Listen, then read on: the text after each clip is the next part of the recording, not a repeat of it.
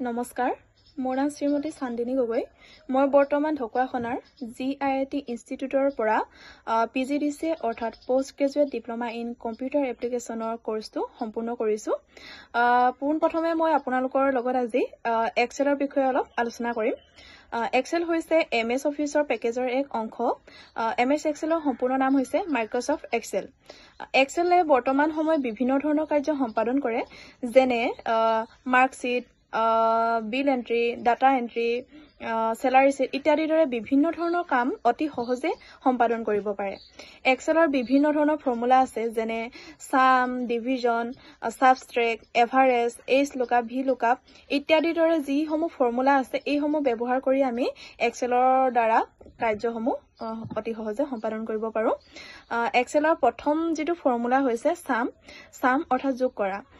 যেতিয়া আমাক যিকোনো ডাটাৰ যোগফল উলিয়াবলৈ দিয়া হয় তেতিয়া আমি তাত সাম ফৰ্মুলাটো ব্যৱহাৰ কৰিম এক্সেলত মেক্স আৰু মিন ফৰ্মুলা ব্যৱহাৰ কৰা হয় মেক্স অৰ্থাৎ মেক্সিমাম অৰ্থাৎ সৰ্বাধিক যেতিয়া আমাক এখন মাৰ্কশিট দিয়া থাকে মাৰ্কশিটখনৰ আমি যেটো হাইষ্ট যেটো অবটেইন কৰিছে মাৰ্কটো উলিয়াবৰ কাৰণে আমি মেক্সিমাম ফৰ্মুলাটো তাত আমি ব্যৱহাৰ কৰিম আৰু যত আমাক যেটো মিনিমাম একেবাৰে যেটো সৰ্বনিম্ন সংখ্যা অবটেইন কৰিছে হেতু উলিয়াবৰ কাৰণে আমি মিনিমাম ফৰ্মুলাটো ব্যৱহাৰ কৰিম আৰু ঠিক তেনেদৰে ফেক্ট আৰু ফেক্ট ডাবলৰ ফৰ্মুলা আছে এক্সেলত যেটো আমি ফেক্ট অৰ্থাৎ যেটো আমাক ডাটা দিয়া থাকিব বা যিকোনো সংখ্যা এটা যদি দিয়া থাকে হেতু হি তাৰ যিখিনি মানে এটাৰ পৰা আনটো সংখ্যা প্ৰত্যেকটো সংখ্যা পূৰণ হৈ যাব ধৰিলো আমাক 10 টো দিয়া হৈছে 10 ৰ পৰা 10 to 9 8 7 6 5 4 3 2 1 এই গোটেইকেইটা সংখ্যা একেলগে পূৰণ হ'ব হেতু হৈছে ফেক্ট ফৰ্মুলা আৰু যেটো ফেক্ট ডাবল হয় ফেক্ট ডাবল ফৰ্মুলাটো যদি আমাক 8 টো দিয়া থাকে 8 ৰ পৰা যিখিনি তাৰ পৰা যিখিনি একেবাৰে মিনিমাম যিমানখিনি সংখ্যা আছে অৰ্থাৎ 8 6 4 2 2 লগে যিমান কিটা যুগ্ম সংখ্যা আছে হেকিটা একেলগে যেটো পূৰণ ফল হেতু হৈছে আমাৰ ফেক্ট ডাবল আকৌ যদি 9 দিয়া থাকে 9 টো অৰ্থাৎ অযুগ্ম সংখ্যা 9 ৰ পৰা 7 টো আহিব 5 টো আহিব 3 1 এইকিটা সংখ্যা যেটা পূৰণ হ'ব হেতু হৈছে আমাৰ ফেক্ট ডাবল আৰু ফেক্ট আৰু ফেক্ট ডাবল ফৰ্মুলাটো আমি এনেদৰে ব্যৱহাৰ কৰিব পাৰো ইয়াৰ পিছত হৈছে কাউন্ট আৰু কাউন্ট ব্লেংক ফৰ্মুলা কাউন্ট অৰ্থাৎ গণনা কৰা কাউন্ট ফৰ্মুলাটোৰ দ্বাৰা আমি এক্সেলত যেটা আমাৰ সংখ্যাসমূহ গণনা কৰিবলৈ দিয়া হয় তেতিয়া আমি সংখ্যা গণনাৰ কাৰণে কাউন্ট ফৰ্মুলাটো ব্যৱহাৰ কৰো তাত কেৱল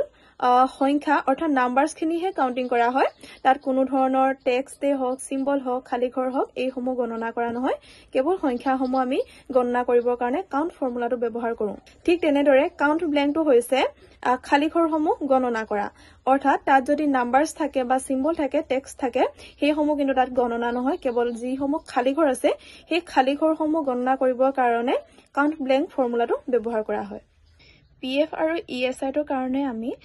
যেটা salary sheet এখন দিয়া থাকে তাত কিমানটো % PF দিছে আমি হেতু চাব লাগিব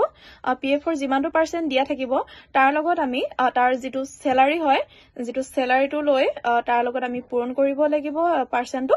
আৰু % টো পূৰণ কৰি তাৰ লগত 100 এ ডিভাইড কৰিলে আমি PF টো উলিয়াব পাৰো ঠিক সেইদৰে ESI ক্ষেত্ৰটো একেটা পদ্ধতিয়ে ব্যৱহাৰ কৰা হয় ESI টো